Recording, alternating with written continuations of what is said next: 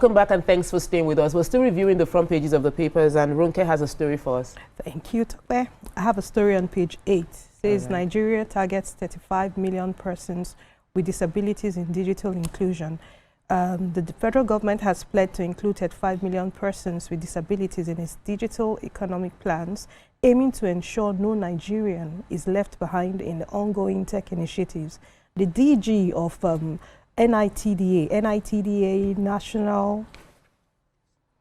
National Information Technology Development Agency, is working to ensure that there's digital inclusion and literacy initiatives that reflect the people living with disabilities. I mean, I saw this and I was shocked to find out that in our 200 million population, we have up to 35 million people. So disabilities here includes those with special needs, not just physical deformity. So it looks like there's going to be a new curriculum and something around policy framework from the very foundation to give people living with disability a voice.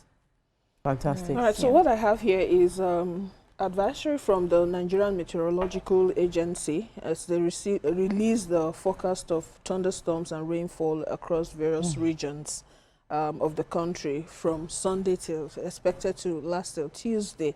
Wow. In weather updates, they issued this on Saturday in Abuja, and they said there will be moderate rainfall expected in parts of Taraba and Adamawa in the northern region. Meanwhile, in the afternoon, evening hours, there are prospects of thunderstorms with rains over parts of Taraba, Adamawa, Katsina, Kano, Zamfara, Kaduna, Jigawa, Borno, Gombe, and Bauchi. Meanwhile, the southern parts, they said we should be expecting cloudy atmosphere during the morning hours. So remember to go with your umbrellas. Did you just say cloudy? Yeah. Oh, God. Lord, we're having no rain. Some people are because of the rain. Yeah, really sad. Is it even the rain or the fact that we don't have enough drainage system? It's a small rain, flood. Flood is everywhere. Anyway, I wanted to take the story of Disco's raising bill of up to 107% despite poor power supply. And the detail of the news that Punch is showing based on data is that there's been a year-on-year increase between the period of 2024 and it was up to 107%.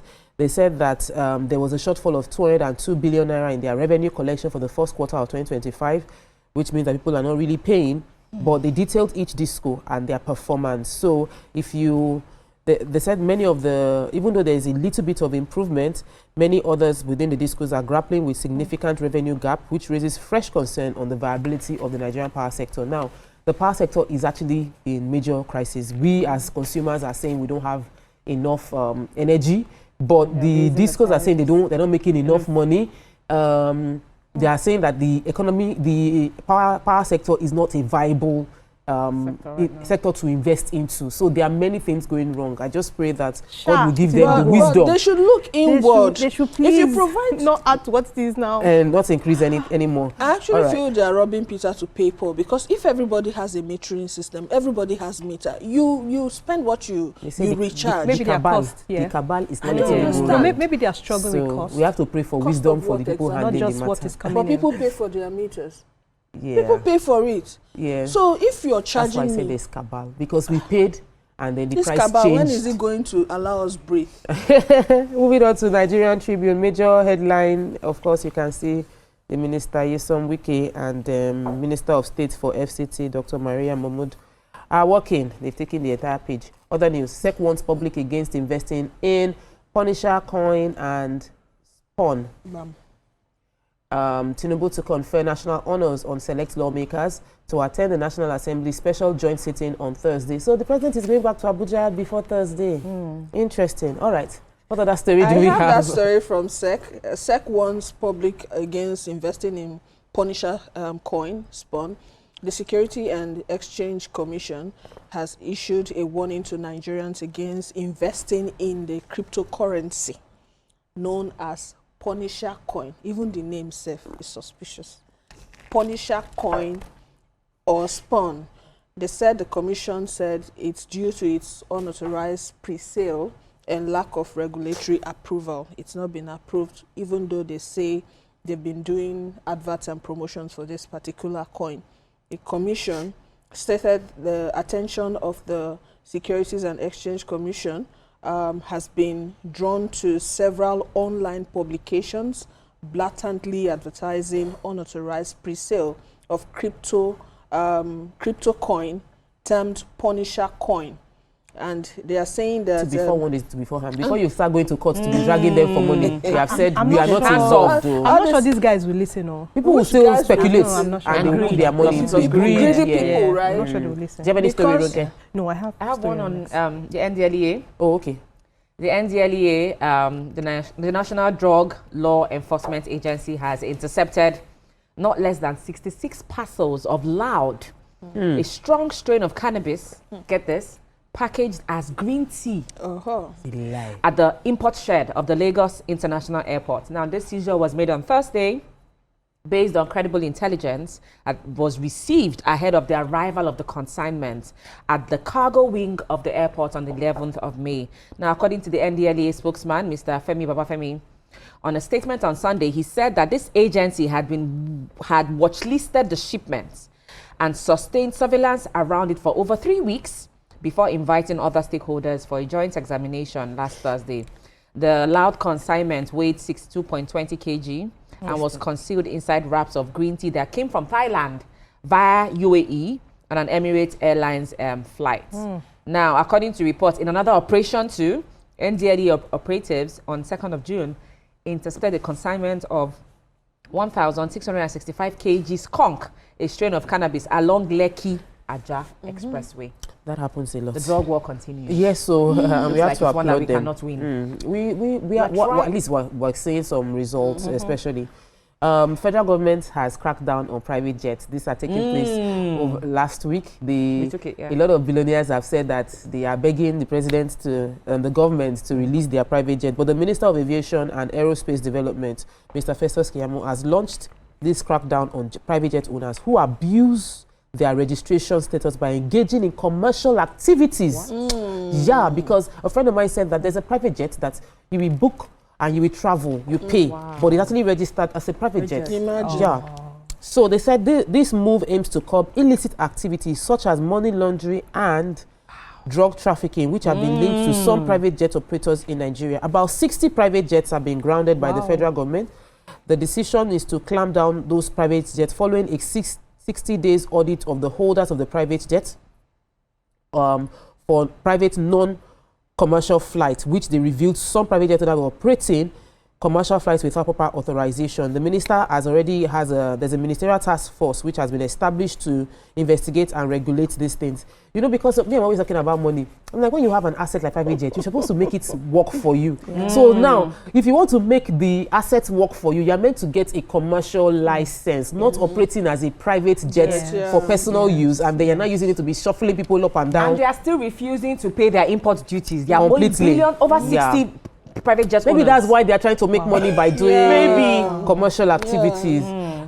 Finally, we're actually getting to the Guardian today. That always looks interesting. Businesses leverage price adjustments to rein in for FX losses. Clean books. Troops uncover 27 illegal oil sites. Arrest 43 in Niger Delta. Kwankwaso receives 1,230 APC supporters to NNPP. Ondo PDP berate Ayedatiwa's refusal to complete Akeredolu's project. We lost millions to Doba cancellation, Kano government lament. Lagos political storm clears as Tinubu forgives Sanwo-Olu in GAC brokered truce. So there was something. It's just that it has been resolved, or there was nothing, according to the way the governor said. June 12, Tinubu to address National Assembly can confer national honors on lawmakers. Economy back on track, but not yet, Uhuru says Bagudu. And Serap, HURIWA, urges Tinubu to drop APC Rex fear manipulation. There are picture stories and all of that. Do we have any? I have a story on page 8.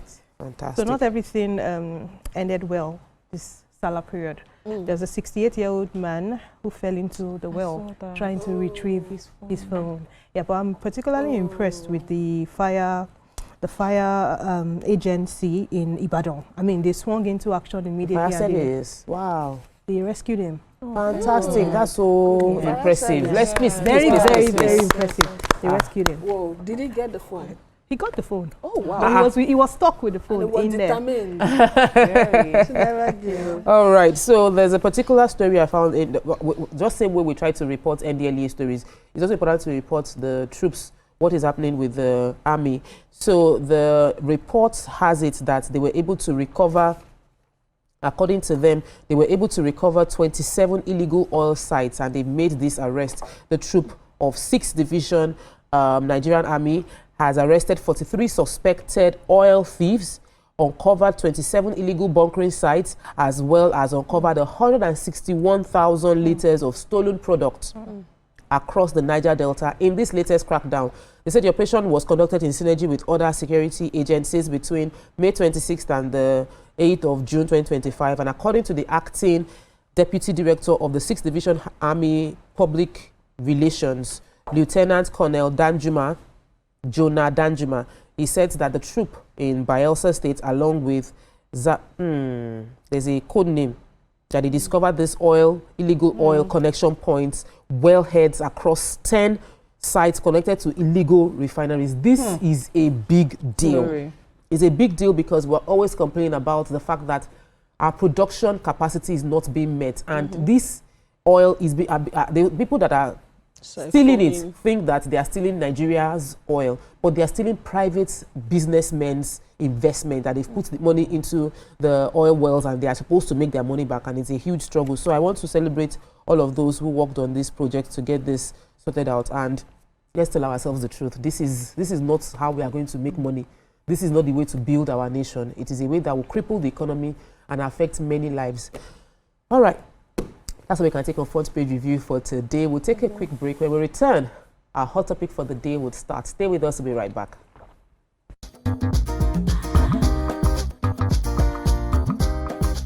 Stay tuned. Your View will be right back.